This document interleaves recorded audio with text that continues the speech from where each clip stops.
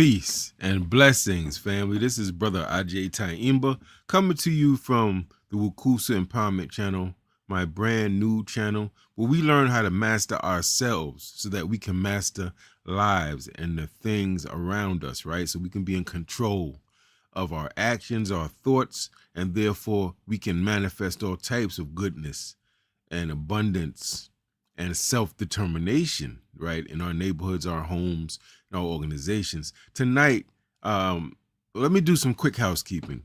Number one, those who watch live or recorded version, I humbly ask that you subscribe to the channel. The channel is growing tremendously. Every other week, I get notifications that, it's 7,500 views. Now it's 10,000 views. The subscriber base is growing pretty quickly. I want to thank everyone for that. You know that no individual can prosper without some type of community or team or effort behind and in front and beside him. So I thank you for that sincerely. I don't expect everyone to necessarily like my flow, my stilo, or even the topics, the content that I'm delivering, but I'm not looking for everyone. That's the difference. I'm very clear. I'm looking for my soul tribe, the people who actually know that they're lacking in some way. They know that, they can improve themselves in some meaningful ways, and they're looking to do so, actively looking to do so. That's who I'm looking for, and I hope to reach. So if you see the recorded version, family, like it, leave your comments, raise questions, and also share the video. Tonight, we are diving into a subject that affects every single one of us, whether you are a student, a parent, an activist, community organizer, whether you're in the church, the mosque, the synagogue, agnostic, atheist, it doesn't matter. Family, whether you're an entrepreneur or you work for someone else, family, we're talking about time, not the seasoning, T-I-M-E, time, family. And I want to do something a little different. I want to start a little backwards. What I like to do is just get out the big ideas very quickly, the big ideas about this, and then I'm going to get a little more specific to talk about the things that get in the way of our time mastery and a few strategies for managing our time effectively. And this is not to do it just for managing time's sake. We're trying to be productive in this life, family. I don't know about you. I don't like losing. I don't like being broke. I don't like being unhealthy. I don't like being sick. I don't like not being able to bring into fruition the dreams and ideas in my mind. So when we talk about time, mastering time, this is not a light subject. We're talking about creating a scenario in which we can move the way we want to move because we're using our time wisely and not foolishly, right? So let's get out some of the big ideas when we talk about time. Number one, you look around you and growing up in your life, I don't know how old you are watching, you may have seen people that were more attractive than the average person, more muscular, more fit physically than the average person, or stronger. People who may have been born with some money or their family had some pedigree more than yours did or others did. And we looked upon them and we said, man, they have an unfair advantage. They got all these other things. But one advantage they didn't have over you, because everybody got the same amount, is this thing called time. This means that Elon Musk got 24 hours in a day and you got 24 hours in a day. This means that Elon Musk got 52 weeks in a year and you got 52 weeks in a year. This means that he got 365 days in a year and you got 365 days in a year. So it's the one thing that we can't moan, complain, I don't have enough time. All of those things are illusions. You always have enough time if you look at it properly. And even if you don't have enough time, at least make the most of the time you do have, right? So unlike attractiveness and intelligence and natural ability, time is one of the few resources that everybody has. Granted, as a sociologist and educator, I do have to say, rich people have the same 24 hours, but because they have money, they can pay people to do things. So in a sense, we might argue that they have more disposable time, and that is true. But you know what I mean, right? Second big idea about time. Time, this will help you to take your time seriously. Stop farting it away, wasting away with foolishness. foolish activities, foolish conversations, people who ain't trying to push you nowhere, bring you pain and misery. Family, think of your time like money. Think of your time like money. Why do I say that? Well, let's think about it. Like money, you can spend time, right? How did you spend your time? You've heard people say that. Like money, you can waste time. You heard people say, stop wasting your time. Your parents may have told you that when you was a school-age kid, right? You may have had a friend that said, man, you wasting your time. So like money, you can spend it, you can waste it, and like money, you can invest it. You can take that time and use it in such a way with such people, with such activities, with such focus and purpose that you're doubling and tripling your knowledge base, you're expanding your opportunities, the people you know and meet. Because it's not about having a million people around you, family. It's about having the right people around you. Intelligent people, decisive, creative, that can add on to, that don't take away, ain't constantly chopping at you, causing you loss, right? Time, if invested properly, like money, pays dividends. It pays, family. So it's very similar to money, and I would suggest one of the big ideas when we talk about time management should be the way we look at it. Look at your time like money. And it's even more valuable than money, because money you can get back. Time you can't. I'm 57 right now. And sometimes I think about when I was 15, 18, 22, 30. I can think about it. I can get it back in my mind and memory, but I can't go back there and get that time back, right? Whereas money I can. So time, one would argue, may be even more important and valuable than money, because you can't recover it. All you can do is your best going forward. Now, another big idea when we talk about time management is that time is an indicator. It's a predictor. How a person uses their time is a good indicator of the quality of life they will lead in the future. Maybe not right now, but in the future. Why do I say that? Well, because we might say life is the culmination of decisions that we make.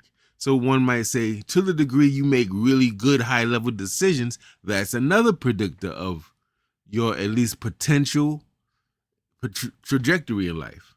So that is to say, if you constantly make terrible high-level decisions, right, chances are you're going to be in situations that are undesirable.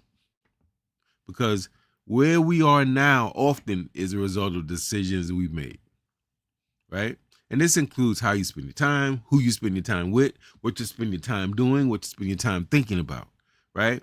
Okay, so that's important. Time is a litmus test. You want to know what somebody's about? Look at how they spend their time. Who do they spend it with? What do they spend it doing? Most of their disposal, just like money, it's the same thing, family. You want to know what somebody values, what's important to them? Take a strong look. If they have disposable income, look at where they spend most of their money, right? Are they spending it on cosmetic things? Are they spending it on entertainment? Are they spending it on books, courses, travel, things that add on to you and advance you? This is not standing in judgment of anyone. I'm saying that these are indicators how you spend time and money. Another big idea when it comes to our money is that, and we're going to get to this, I'm going to say this generally. We're going to get to these. This is now speaking a little bit more to managing our time, but in order to make the best use of your time, there's certain things you have to do. Well, I'm not going to say have to do. There's certain best practices, things that experts in time management, I'm not going to say I'm an expert. I'm very good at it. It's something I do all the time. It's got me in times when I was on top in certain areas. It was because I managed my time. Family, I want to get personal. I remember being a grad student. I was about 25 years old. I was 25 years old. believe I was like 25 years old, maybe 27 years old. Somewhere like 25, 27. I was in a 2-year master's degree program at Cornell University in the prestigious Africana Studies and Research Center, created by my now deceased Baba, my ancestor, the great Dr. James Turner. Now, I had a newborn child, the second year of that program, was married at the time, and I had a 3-year-old child, all of whom live with me in graduate student housing on this huge, beautiful campus at Cornell University. And I'm in a master's degree program, family, that was rigorous. Rigorous meaning what? Meaning you had to put in work. You know, I liked it because we in our graduate student lounge, the Africana Studies and Research Center, every graduate student got a key. So that meant that any time of day, 24 hours a day, you could go into, unlike when you're undergrad, you can't key into your department. It's locked, right? You can't go into that department till it's open the next day. But as a grad student at Africana, you can go right into the graduate center, no matter what time it was, go to the graduate student lounge, turn on the light, and work. This is way before the time, this is 1995, way before the time when everybody had their own laptop and personal computer. So many of us did all of our work in the graduate student lounge where there were, different computers for us, computer labs. Oh, family. And it was rigorous. It was free. They gave us a fellowship. They paid our way. They paid our tuition, gave us a stipend to live on. Wasn't a whole lot, but they gave us a stipend to live on. And when I say live on, I mean, this is the money you use to get food, pay for books, anything related to school. So you can imagine with myself, 2 children and a wife, the money they gave did not last very long, family.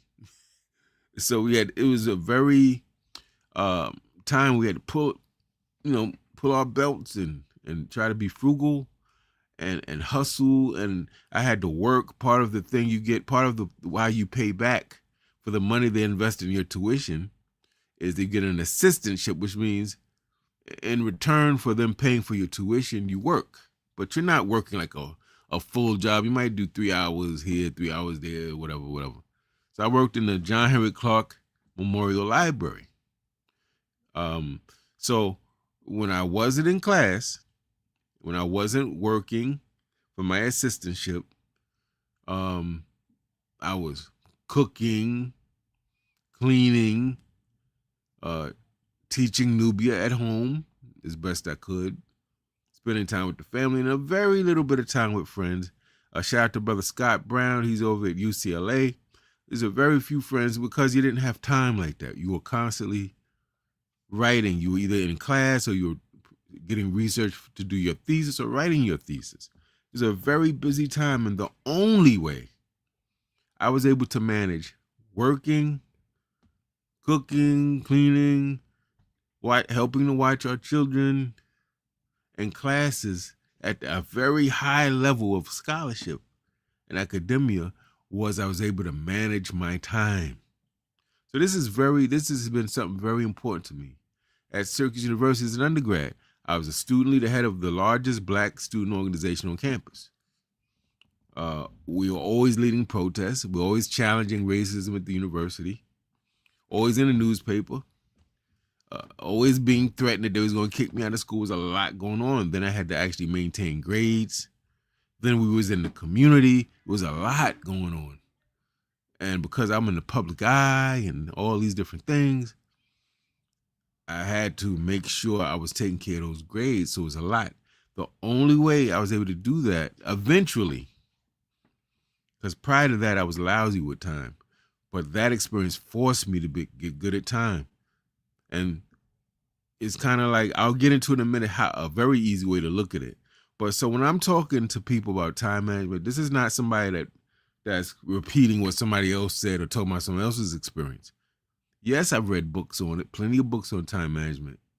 But fundamentally, I come into this as a practitioner of good time management, or I would not. Listen, I've had strokes, family, and all types of health things. And during those strokes, I wrote of the 6 books and 20 of the 6 paperback books and the 20 ebooks I've written, only one of them was written without serious medical issues. And that was the first book in 2007, Game Over, The Rise and Transformation of a Harlem Hustler, about the life of A.Z. Faison and Richard Porter and Alpo. And you may have heard about them. There's a movie called Paid in Full that chronicles their life, young drug dealers coming up in Harlem. I was in perfect health in 2007. But since then, 2013, had my first stroke. And then all this time up until maybe 3 years ago, family, all those books were written post-stroke, post-heart attack. There's no way you accomplish that level of output without managing your time, without being able to tell people, no, I can't do that. Or I can't talk right now. I got to do this. Having a schedule for your day, right? So this is very important to me. Time management has helped me to overcome some challenges. And I'm still trying to get better with time. I'm trying to add more on my plate. So it means I have to be even better with my time management. So I'm not talking to you from something I pull out of thin air. This is from my real life. It has immensely helped me. And in fact, having good time management has helped me overcome some of my other challenges in other areas, other weaknesses, right? So this is important. Now there's 3 main enemies of mastering your time, or we might say time mastery. I'm going to go through them quickly. Number 1 is procrastination. You know, that habit of saying, I'm going to get to it. I'm going to do it next week. I'm going to do it tomorrow. And tomorrow becomes next week, and next week becomes next month, and next month becomes next year. We've all done it. I don't need to go deeply into it. Tomorrow or later rarely comes. One of the things that gets in the way of, one of the things that leads to procrastination is fear. Secretly, we know we got to clean up. We know we got to study. We know we got to write the paper. We know we got to do our workout. But secretly, like, oh man, I don't feel like doing it. Or I'm afraid I got a lot. You look at all this work, you have to do. Or you may look at this huge mountain of clothes you got to put away, which I did recently. Like, oh, I'll put it off. I was like, I'll do it tomorrow. Right? Or you look at this long paper you got to write. Or you look at all this preparation you got to do to start your business. Or all this preparation you got to do for whatever it is you're trying to do. And the fear of all that, you feel overwhelmed and you're like, man, I don't feel like doing all that. So you put it off. Another key thing that causes procrastination, which remember I'm outlining as one of the key enemies of time mastery, is perfectionism.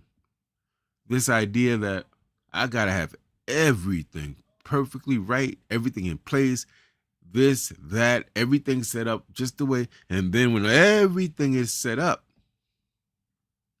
I got to write a paper. When I got the perfect pen, the perfect paper with the perfect size lines and the perfect notebook or the perfect laptop, then I'm going to write the paper, right?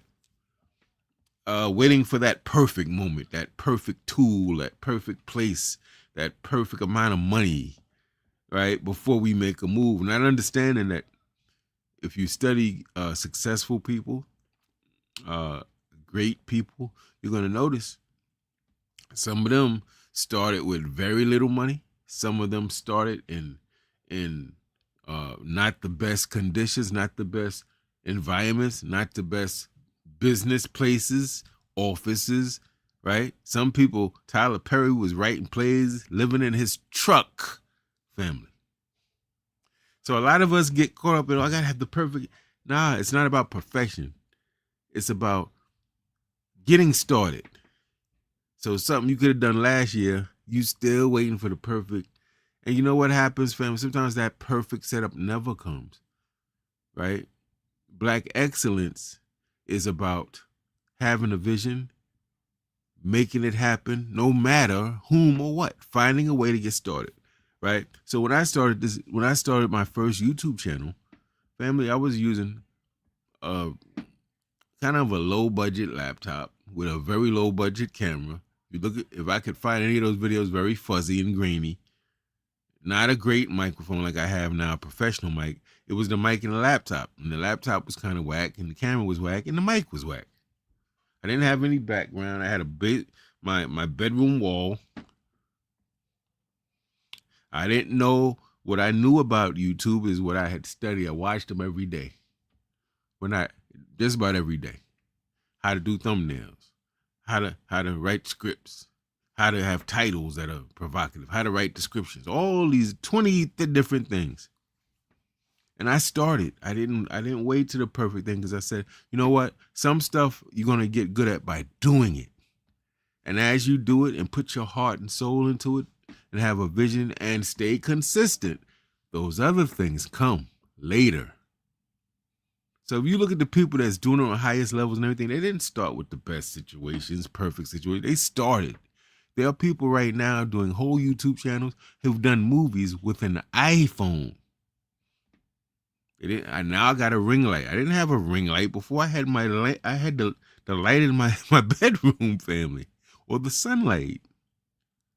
I told you I didn't have a professional mic. So perfectionism is another thing that leads to procrastination. A second thing are distractions, another enemy of your time. What do we mean? Things that just get in the way, that take your attention away from the subject or the matter at hand. And you know, this could be social media, running your mouth on the phone, endless scrolling on your phone, gossip, all those things that steal your minutes, your hours, your days, and wow, sometimes your years. Have you ever looked back at it? You're at a certain age now, you say, wow, if I could go back to when I was 15, 20, 30, depending on how old you are, 40 or 50. How many times have you said that? Boy, if I could go back.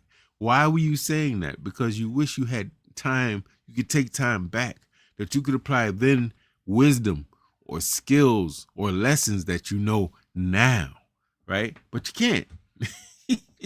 You can't. So that's even more reason why going forward, because you can't change what happened in the past, but going forward, you can make sure you make the best of your time. And one key way is try to eliminate your distractions, right? I mean, just imagine you're trying to fill up a bucket. You put in a bucket, let's say you got something like oil, you know, like oil they turn to petroleum for cars.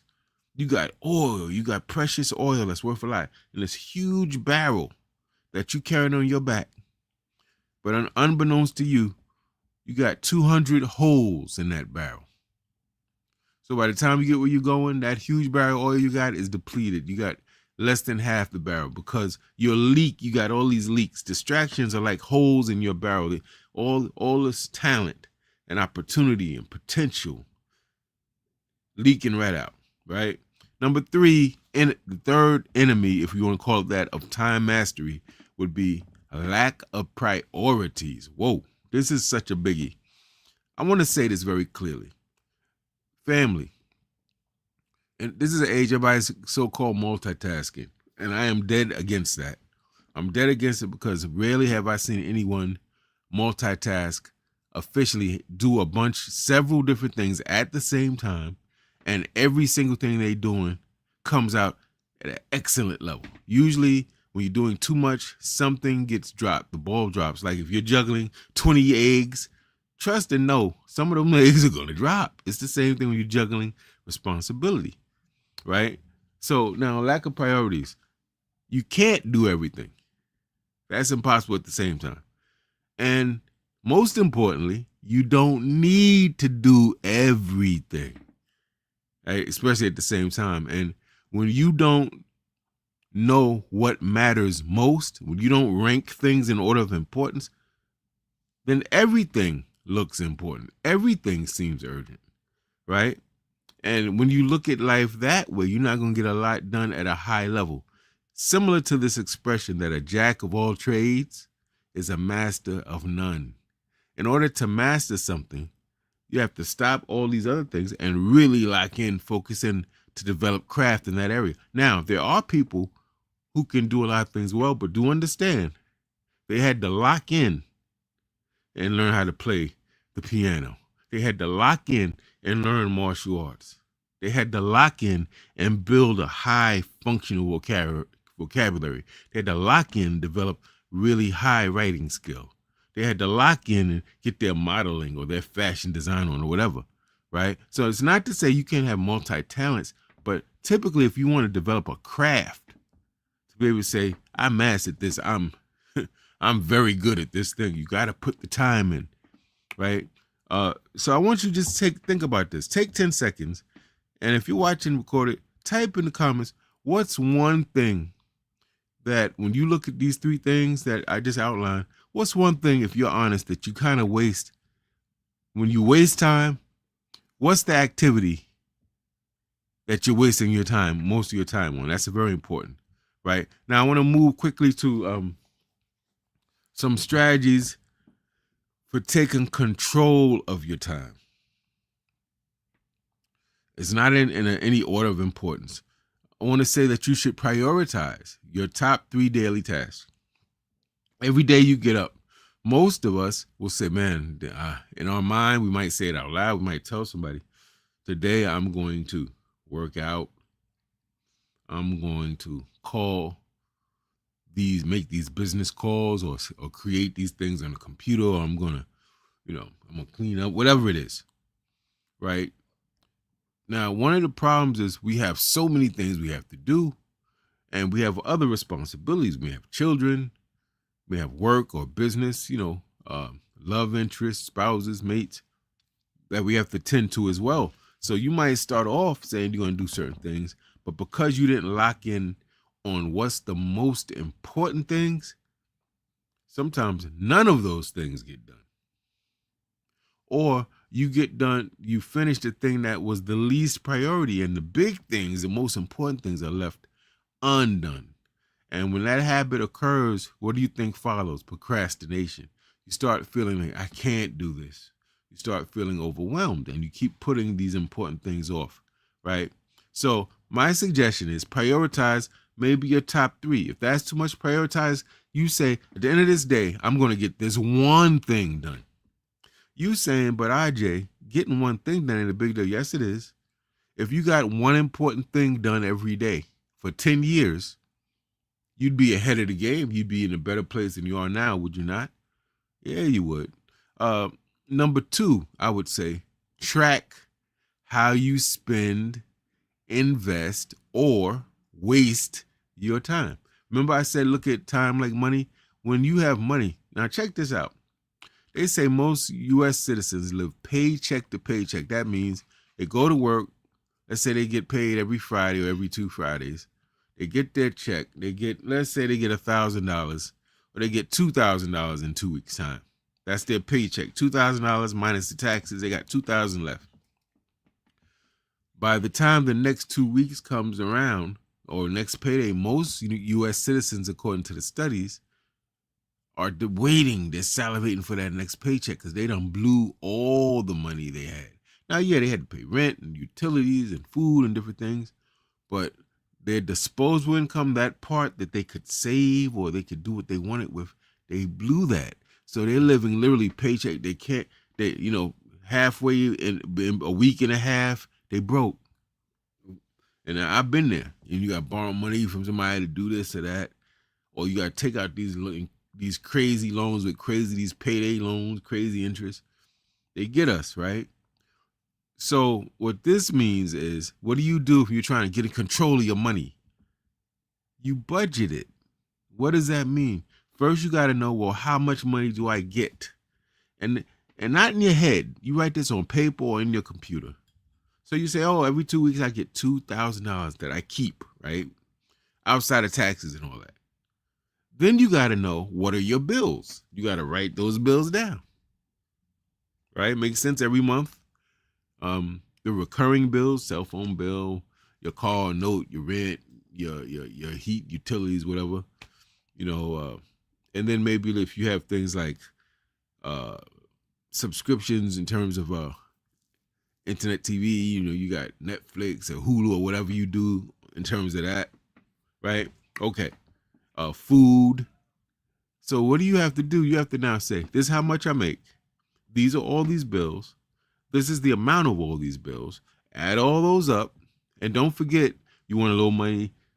You might want to go to a movie. You might want to go out on a date every now and then. You might want a bottle of wine you like, or maybe want to get a pair of shoes, sneakers, or whatever every now and then. You got to add that in. Then you take all of that total of money that's going out, subtract all that money going out, your bills, the stuff you like to buy, the stuff you like to have fun with, your internet subscriptions. Subtract that total amount going out from the amount that you bring home every 2 weeks. So all of that $2,000 minus all of that, that's what you got left over. And with that you got left over, you have to say, what am I going to do with that disposable money?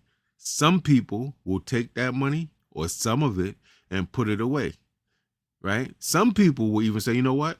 I want to save more money. I want to save money so I have an emergency fund. I want to save money so I have a vacation fund.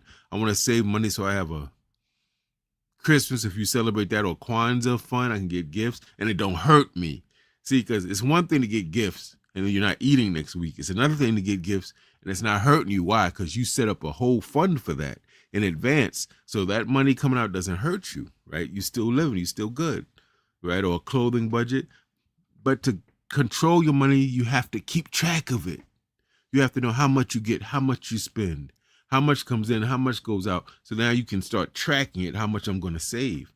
And when you get really good at it, there was a point, family, where I was good at it. I had X amount of money and I had a little formula. I forget what it was. I think it was 30, 20, 50. I forget. It was like, this is the amount, this percentage you put in savings automatically. Your savings, you don't touch it. This amount you use for bills. This amount you use what? For yourself to spend, to get things, your disposable money. And when I was doing that, I always had money. I wasn't living paycheck to paycheck. When I didn't have that system, I wasn't tracking that money, budgeting it. Oh my God, family. Ridiculous. I'm not ashamed to admit it. So you have to track your money and budget your money. So that means with time, how do you budget your time? Well, same thing. How many hours a day do you have? You got 24 hours a day. You get that every day.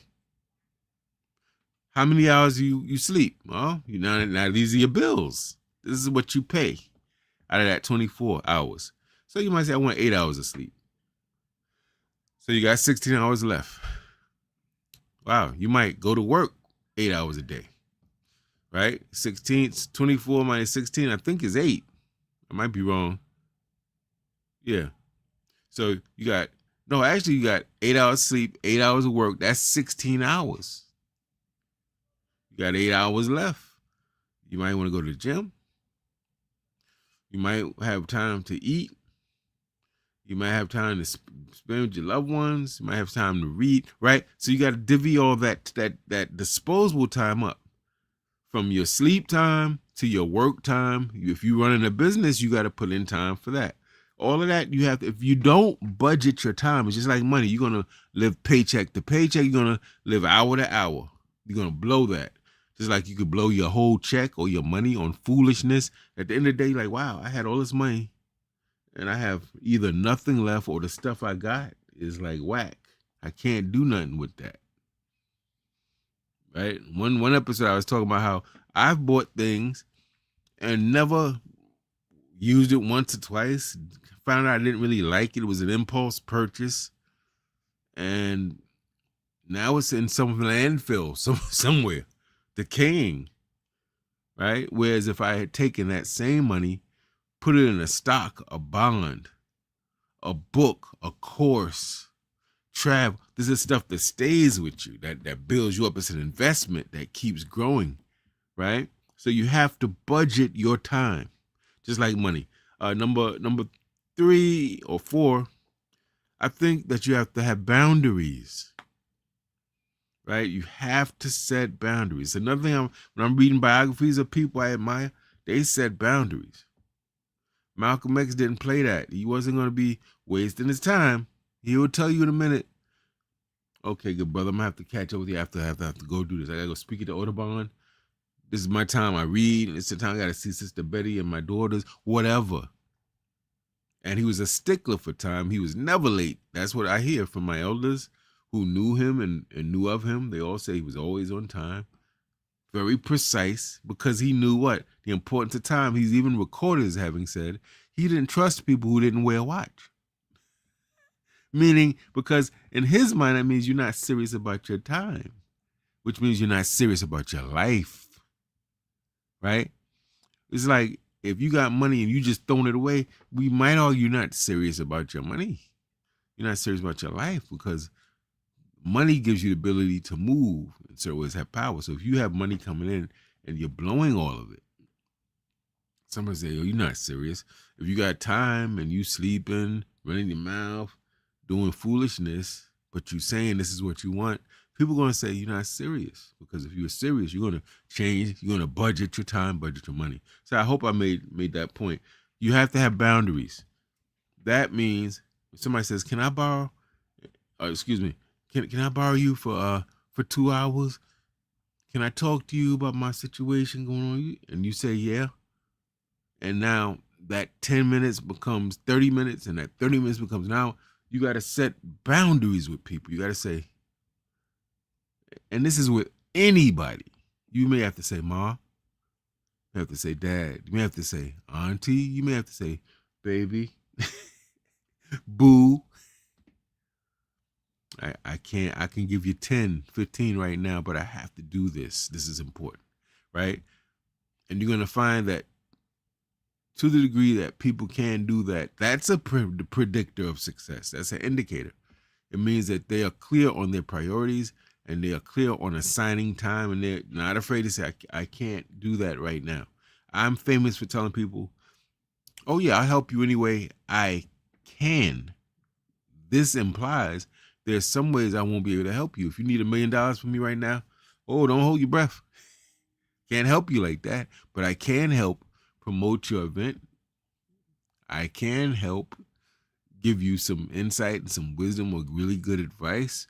I can help introduce you to people that might be able to get the thing you really want, but I can't help you like that. Or yes, I can talk to you about your problem, but I can't talk to you for hours, family. I can't do that. I'm not a therapist. I can hear what you got to say, be your listening ear, say nothing, and just listen, or I can give you advice if you want, but that can't be all day and night, right? So people know with me, who know me closely, that my office, quote unquote, closes at 10 p.m. Not taking calls after 10, and if I do, it's an emergency, somebody very close, something very important, but I'm not going to be running my mouth 10. No. Why? Because I have to set a time. I have to have a schedule where this is my time where I what? I want to meditate. I want to reflect on how my day went. I want to visualize and affirm the things that I want in my life. I need time and silence and solitude to do that. I can't do that if I'm taking 100 different calls and helping people with day problems and doing this and watching TV. So I have to be able to say, no, there's a certain point I have to cut that off. And I have found in my life the degree to which I can do that successfully, effectively, is a predictor of where I'm going to be in the future, right? So that's very important. Say no sometimes. This is not a mean or malicious way. It's your way of setting boundaries, telling people, no, I'm not going to be accessible to you all day, every day. That's not happening because I got things I'm trying to do, and I can't do that if my office doors are always open 24 hours. I'm not doing that. So if people get upset with that, then they got to be upset with that, right?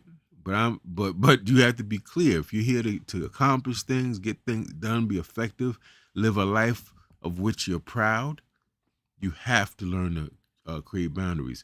Also, I would say a fourth thing, reflect daily. Have some time. A good time is at night. I find that at night, remember I said I closed the office, don't call me. I take some of that time, I do some study, but I'll also do some meditation and visualization, but I also reflect. I go through my day. I say, did I get upset today? Was I argumentative today? Was I supportive like I should be today? Did I study today? Did I accomplish the things that I said I would today? What's left for me to do? What did I not get to do that now I have to do maybe the next day? Did I use my time today in a way that moved me closer to my purpose, to my to my accomplishing my life mission, what I call my divine assignment? Because we all should have a purpose. And when every day should be like, yo, did I do the things that's gonna advance that purpose?